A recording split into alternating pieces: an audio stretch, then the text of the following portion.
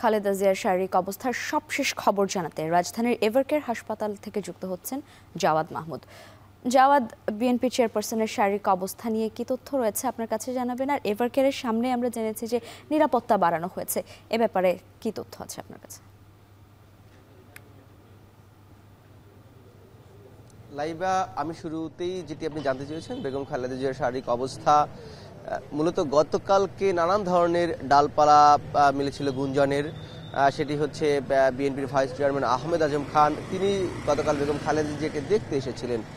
দেখতে আসার পরে যেটি হয়েছে, এই ঠিক বাইরে আমি যেখানে দাঁড়িয়ে আছি এভারকেয়ারের সামনে আসলে মূল ফটক যেখানে, এখানে গণমাধ্যম কর্মীদের সাথে তিনি বলেছিলেন যে বেগম খালেদা জিয়ার অবস্থা খুবই ক্রিটিক্যাল এবং তিনি ভেন্টিলেশনে আছেন। এবং এটি বলার পরেই মূলত একটি নেতাকর্মীদের মধ্যে যে উদ্বেগ উৎকণ্ঠা বেশ কিছুদিন ধরে বেগম খালেদা জিয়ার শারীরিক অবস্থা নিয়ে সেটি বেড়ে যায় এবং গণমাধ্যমে নানান ধরনের খবর ছড়িয়ে পড়ে বেগম খালেদা জিয়ার শারীরিক অবস্থা নিয়ে। এর কিছুক্ষণ পরেই বিএনপির পক্ষ থেকে জানানো হয় যে বেগম খালেদা জিয়ার, যদিও এটি আগেও জানানো হয়েছিল যে বেগম খালেদা জিয়ার স্বাস্থ্য সংক্রান্ত যে কোনো বিষয়ে জানাবেন বিএনপির স্থায়ী কমিটির সদস্য ডাক্তার এজেডএম জাহিদ। তিনি একই সাথে বেগম খালেদা জিয়ার ব্যক্তিগত চিকিৎসকও বটে এবং এছাড়াও বিএনপির জ্যেষ্ঠ যুগ্ম মহাসচিব রুহুল কবির রিজভী, তাকেও মূলত দায়িত্ব দেওয়া হয় দল থেকে যদি বেগম খালেদা জিয়ার চিকিৎসা সংক্রান্ত কোনো কিছু বলার প্রয়োজনীয়তা অনুভব করে তাহলে তাকে মূলত মুখপাত্র করা হয়। জানান যে বেগম খালেদা জিয়ার অবস্থা স্থিতিশীল আছে, কোনো ধরনের গুজবে বা কোনো ধরনের অযাচিত তথ্যে বিভ্রান্ত না হওয়ার কথা তিনি আহ্বান জানান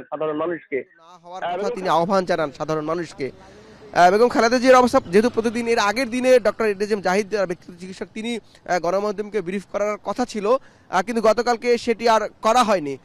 সবশেষ যেটি বলছিলাম যে গতকাল মির্জা ফখরুল ইসলাম আলমগীর যেটি জানিয়েছেন বিবৃতির মধ্য দিয়ে যে বেগম খালেদা জিয়ার অবস্থা স্থিতিশীল আছে, সেটি এখন পর্যন্ত জানা যাচ্ছে। আরেকটি বিষয় আপনি যেটি বলছিলেন যে নিরাপত্তা বাহিনীর কথা, আমরা জানি যে আপনি ইতিমধ্যে জেনেছেন যে বেগম খালেদা জিয়াকে সরকার বিশেষ গুরুত্বপূর্ণ ব্যক্তি হিসেবে ঘোষণা করেছে, অর্থাৎ ভিভিআইপি যাকে বলা হয়, এবং সেজন্য কিন্তু তাকে এখানে এসএসএফ এর নিয়োগের কথা বলা হচ্ছে। যদিও আমি এসএসএফ সদস্যকে এখানে যে ডিপ্লয়েড করা হয়েছে কিনা সেটি এসে দেখতে পাইনি, কিন্তু গত 2 দিনের যে আইন শৃঙ্খলা বাহিনীর যে উপস্থিতি সেটি আমরা দেখেছি বাড়ানো হয়েছে। এবং এখানের যে নিরাপত্তা, অর্থাৎ মূল ফটকে আপনি দেখতে পাচ্ছেন যে ব্যারিকেড দেওয়া হয়েছে দুপাশে, এটি কিন্তু গতকাল রাতে করা হয়েছে, এর আগে ছিল না।